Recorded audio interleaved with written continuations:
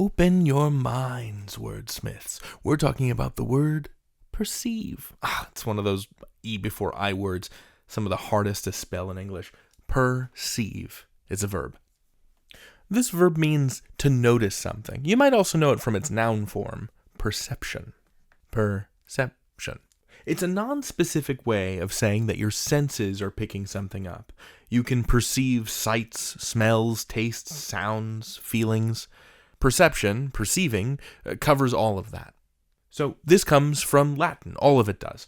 Because of the E before I thing in the verb form, I think it's a little easier to break it down as a noun. So let's look at perception. So per is a prefix that means completely or through.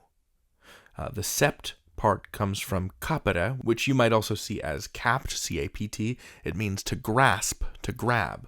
And ion is a noun-forming suffix, right? An ending that turns other words into nouns. So, perception is when you grasp something completely, when you understand it. Let's take 10 seconds and come up with some similar words that contain these elements: per and capt and ion. 3, 2, 1, let's jam!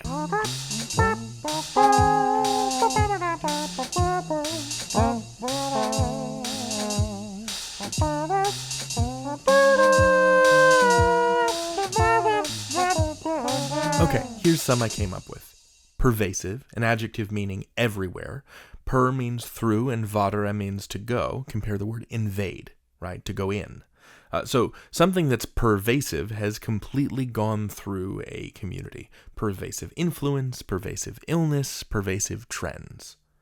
Capture, a verb meaning to grab, to take by force. This is probably as close a direct English translation as you can get of the Latin verb capere. Reception, a noun meaning getting something, receiving a thing. You might have bad reception in the dining room because the Wi-Fi is weak there. Or reception can mean a formal event, like a wedding reception. The thing you are receiving is partygoers. You are welcoming them to celebrate with you. Let's use perception and perceive in a couple of sentences. Thanks to his keen powers of perception, Walter saw that the bridge was about to collapse and kept everyone away. He saw it. He noticed it, right? He looked at the bridge and he was like, "That structural beam exhibits signs of metal fatigue. Good eye, Walter. Thanks for saving lives." Let's do another one.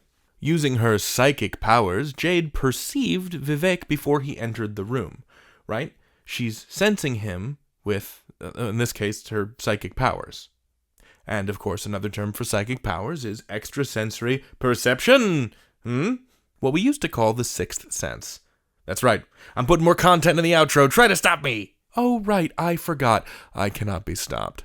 But you can't either, because you can learn anything. David out.